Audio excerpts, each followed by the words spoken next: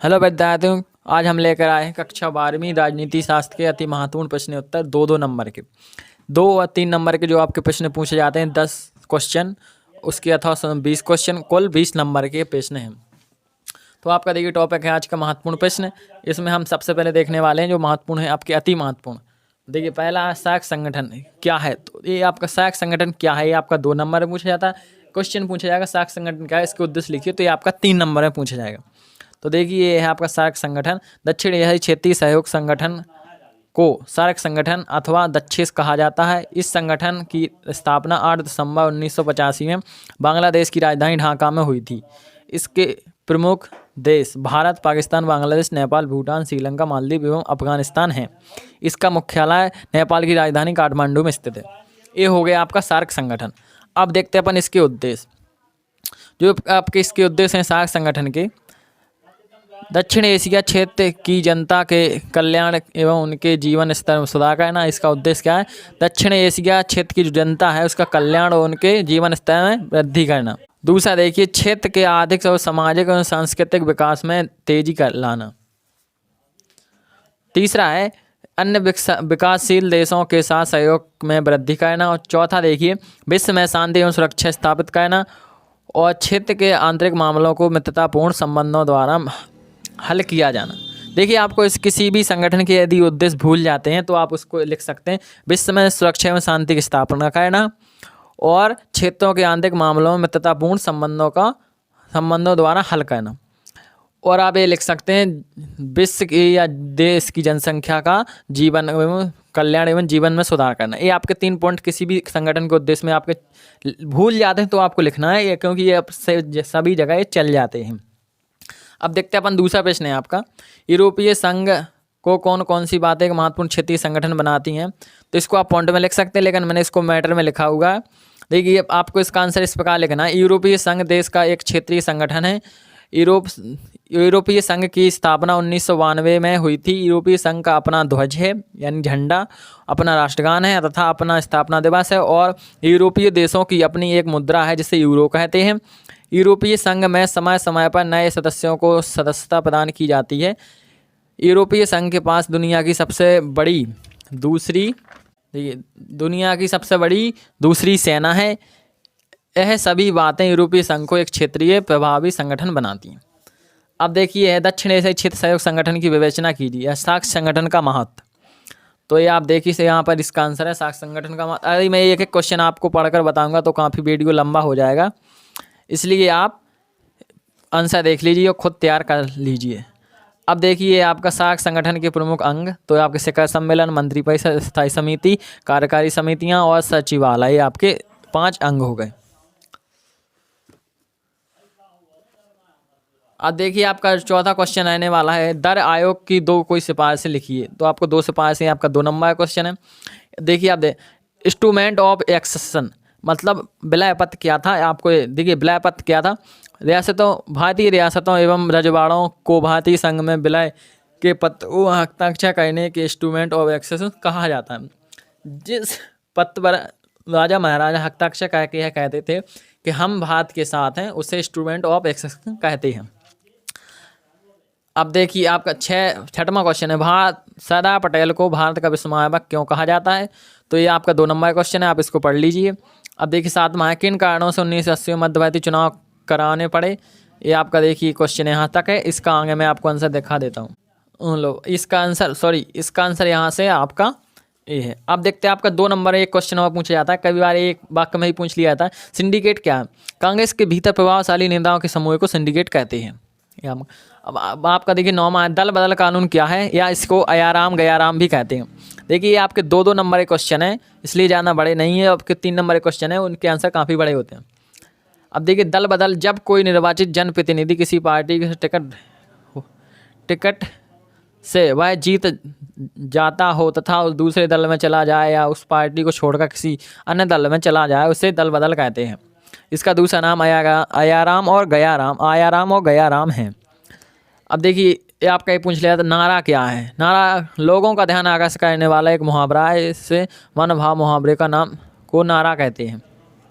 अरे गैर कांग्रेसवाद क्या है, आपका 2 नंबर का क्वेश्चन है।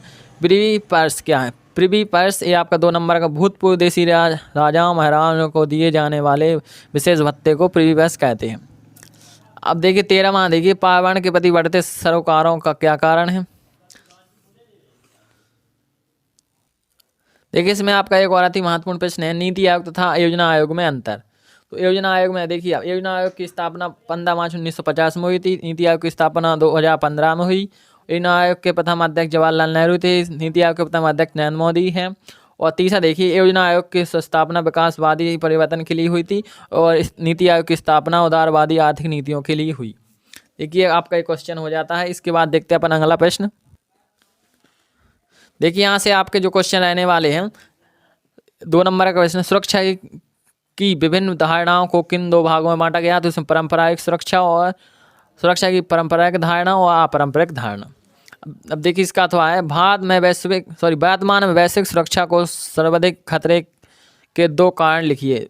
तो इसके 2 कारण देखिए, विश्व के तापमान में लगातार हो रही वृद्धि संपूर्ण मानव जाति के लिए एक गंभीर खतरा है। और दूसरा देखिए, विश्व सुरक्षा को कोविड-19 महामारी से गंभीर खतरा पैदा हुआ, जिससे विश्व के लाखों लोगों को अपनी जान से हाथ धोना पड़ा तथा राष्ट्रों के सम्मुख आर्थिक संकट भी पैदा हुआ।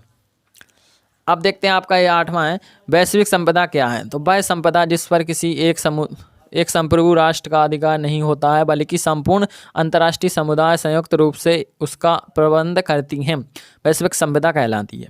उदाहरण, पृथ्वी का वायुमंडल, अंटार्कटिका समुद्री सतह तथा बाह्य अंतरिक्ष। अब देखिए आपका है, वैश्विक संपदा की सुरक्षा किए गए प्रमुख समझौते के नाम। तो देखिए वैश्विक सुरक्षा के लिए जो समझौते हुए हैं उनका देखिए यहाँ पर नाम है, अंटार्कटिका संधि 1959, मॉन्ट्रियल न्यायाचार 1987 तथा अंटार्कटिका परिवहनीय न्यायालय 1991। अब देखते इसके आगे। यहाँ पर देखिए आपका अगला क्वेश्चन है, वर्तमान में वैश्वीकरण के समक्ष कौन सी चुनौतियां हैं। तो ये आपका 2 नंबर का है। तो इसमें आप 2 चुनौतियां भी लिख सकते हैं। जैसे पहली है प्रतियोगिता बनाए रखना और दूसरा देखिए सरकार एवं व्यापार नियमन। तीसरा है अंतर्राष्ट्रीय परिक्षेप का विकास करना। चौथा है विविधता को व्यक्ति करना। अब देखते हैं आपका है, भारत नए आर्थिक सुधारों के अंतर्गत कौन कौन से 2 प्रमुख कार्य किए। तो इसमें है पहला कार्य आपका है, आपका 2 नंबर का प्रश्न है, विभिन्न क्षेत्रों में पर से आयात प्रतिबंध हटाए गए। जो ज़्यादा क्षेत्र थे उन पर आयात प्रतिबंध हटाए गए। और दूसरा है व्यापार एवं विदेशी निवेश को बढ़ावा दिया गया। अब देखते हैं आपका देखिए नीति आयोग का मुख्य उद्देश्य। तो देखिए यहाँ पर नीति आयोग का मुख्य उद्देश्य राज्यों के सक्रिय भागीदार के साथ राष्ट्रीय विकास प्राथमिकताओं, क्षेत्र तथा रणनीतियों का एक संयुक्त दृष्टिकोण विकसित करना है तथा राज्यों के साथ सशक्त आधार पर संरचनात्मक सहयोग की पहल करके सहयोगपूर्ण संवाद को बढ़ावा देता है। ये आपका इसका मुख्य उद्देश्य हो गया। 11वां देखिए, भारतीय विदेश नीति को प्रभावित करने वाले 2 बाह्य तत्व। भारतीय विदेश नीति को प्रभावित करने वाले 2 बाह्य तत्व। इसमें देखिए, इसमें शीत युद्ध तथा विश्व का 2 गुटों में विभाजन, महाशक्तियों में हथियारों की प्रतिस्पर्धा, ये आपके 2 हो गए। सैन्य गठबंधनों की प्रतिस्पर्धा। तीसरा देखिए सैन्य गठबंधनों की राजनीति तथा वैश्विक उपनिवेशवाद के खतरे। भारतीय विदेश नीति का बाह्य रूप से 2 प्रभावित किया। तो जो आपके सैनिक संगठन थे, 2 महाशक्तियाँ, गुटनिरपेक्षित, इन 2-3 जो कारण हैं इन्होंने बाह्य रूप से भारत की विदेश नीति को प्रभावित किया। प्रभावित मतलब इस पर प्रभाव डाला। अब देखते हैं आपका है अगला प्रश्न है, भारतीय विदेश नीति को प्रभावित करने वाले आंतरिक तत्व। तो ये देखिए आंतरिक तत्व हैं। अब देखते हैं इसके आगे। वीडियो ज़्यादा लंबा हो जाए इसलिए हम सिर्फ आपको आंसर दिखाते चलेंगे। जैसे भारतीय राजनीति में 1960 के दशक को खतरनाक दशक क्यों कहा जाता है। और आपका अथवा देखिए अगला है, भारत में 1966 के चुनाव परिणामों को राजनीतिक भूचाल क्यों कहा जाता है। अब जेसी शाह आयोग रिपोर्ट भारत सरकार कब सौंपी गई। तो इसका आंसर देखिए इस साइड है, ये रहा देखिए इसका आंसर। और देखिए आपका ये है, जनता पार्टी ने कौन कौन से दल सम्मिलित थे। इसके बाद क्षेत्रवाद तथा अलगाववाद में क्या अंतर है, इसका हम आगे आपको इसका आंसर बताएंगे। अब इसके आगे देखिए आपका 2 नंबर का प्रश्न है, सोवियत संघ के पतन के प्रमुख कारण बताइए। अथवा देखिए दूसरा है, सोवियत संघ के विघटन के पश्चात अधिकांश गणराज्यों की अर्थव्यवस्था पुनर्जीवित होने का क्या कारण है। अगला है सुरक्षा की परंपरागत अवधारणा के प्रमुख अंतर लिखिए। और देखिए इसके बाद संयुक्त संपदा क्या है, इसके 3 उदाहरण तो मैं आपको बता देता हूँ। संपदा जो चारागाह, मैदान, नदी, समुद्र आदि। अब देखिए संपूर्ण संसार में प्रयुक्त संपदा का आकार क्यों घट रहा है, तो संयुक्त संपदा है उसका आकार क्यों घट रहा है, इसको आपको यहाँ पर व्यक्त करना है। देखिए वैश्वीकरण के उत्तरदायी कारण लिखिए, तो ये आपके 2 कारण हैं वैश्वीकरण के उत्तरदायी। ये आपका है नीति आयोग के जून 2017 में राज्यों की शिक्षा और स्वास्थ्य क्षेत्र में सुधार के लिए कौन सा कार्यक्रम चला गया, तो इसका हो जाएगा 7। भारतीय विदेश नीति का प्रमुख सिद्धांत, तो ये आपका भारतीय विदेश नीति का प्रमुख सिद्धांत। और दक्षिण सहयोग क्या है, तो ये आपका 2 नंबर का प्रश्न है। श्रीमती इंदिरा गांधी विश्व सूती कार्यक्रम की शुरुआत कब की थी, तो इसका आंसर ये रहा। इसके बाद देखिए आपके जो आंसर है आपका है 1966 में कांग्रेसी वरिष्ठ नेताओं ने इंदिरा गांधी को भारत का प्रधानमंत्री के लिए क्यों समर्थन किया। आपका देखिए 13वां है आंतरिक अशांति की दशा में घोषित आपातकाल के 2 प्रभाव लिखिए। और देखिए आपका है गुजरात में व्यापक छात्र आंदोलन क्यों हुए। और इसके बाद देखिए आपका है बीपी मंडल आयोग ने अपनी रिपोर्ट भारत सरकार को कब सौंपी, तो 31 दिसंबर 1980। और देखिए आपका केंद्र सरकार ने मंडल आयोग की रिपोर्ट को संसद में कब प्रस्तुत किया, तो 10 अप्रैल 1981। इसके बाद देखिए यहाँ से आपके अब 3 नंबर के क्वेश्चन रह गए, इन्हें हम कल देखेंगे। जय हिंद, जय भारत।